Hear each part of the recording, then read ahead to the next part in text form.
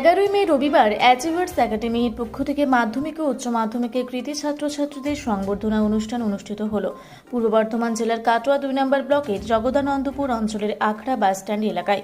উপস্থিত ছিলেন রাজ্য রক্তদান আন্দোলনের কর্মী জয়দেব দত্ত, কৃষি দপ্তরের অফিসার প্রদীপ চ্যাটার্জি, শিক্ষক উজ্জ্বল চন্দ্র সরকার সহ অ্যাচিভার্স একাডেমির সদস্যরা।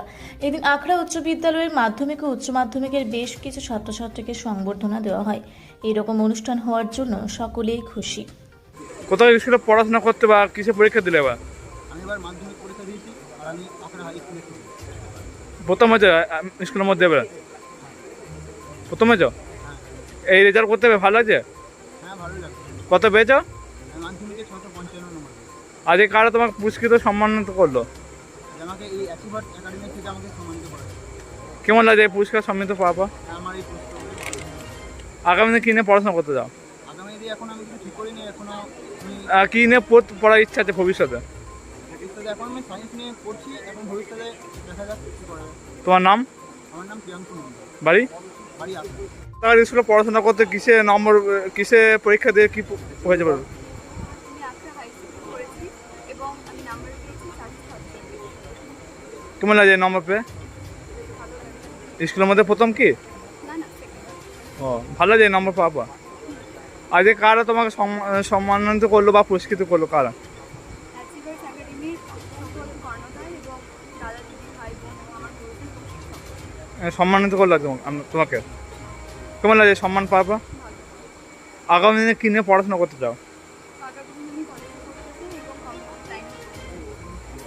তোমার নাম? লিমি পাল। বাড়ি কি করলে? আচ্ছা, আজকে আমরা আখড়া বিষ্ণুপুর বাস স্ট্যান্ডে আমাদের একটা কোচিং সেন্টার আছে যেটার নাম অ্যাচিভার্স একাডেমি। এখানে মূলত মাধ্যমিক উচ্চ মাধ্যমিকের পর যে ছাত্রছাত্রীরা এবছরে ভালো রেজাল্ট করেছে, 75% প্লাস পেয়েছে, তাদেরকে আমরা পুরস্কৃত করলাম এবং তাদেরকে তাদের যে সুন্দর ভবিষ্যৎ তার জন্য তাদেরকে আমরা আরও উৎসাহ দিলাম যাতে তাদের ভবিষ্যৎ পড়া আরও সুদৃঢ় হয়।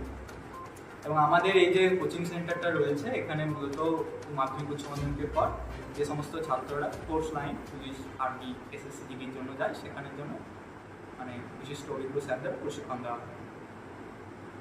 তোমার নাম? আমার নাম রঘুনাথ মহলদার, আমার বাড়ি আখড়া। আর এই সেন্টারে কিসে দেখতে? আমি এই সেন্টারে একজন ফ্যাকাল্টি। আমি এখানে রিজনিং এবং জিকের কিছু অংশ পড়াই। কাটোয়া থেকে রাহুল রায়ের রিপোর্ট, রূপসী বাংলা মিডিয়া।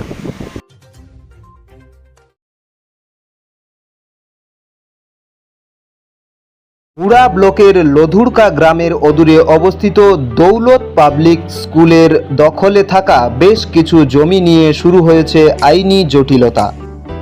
1197 দাগের যে বেলাবহল মৌজা এবং 2239 দাগের যে লধুরকা মৌজা, এই দুটো জমি আপনারা প্লিজ কেউ কিনবেন না, কারণ আপনারা বিপদে পড়তে পারেন, আইনি একটা লড়াইতে পড়ে যেতে পারেন। জমিটা একদম ডিসপিউটেড, ফলে একটু সাবধানে থাকবেন।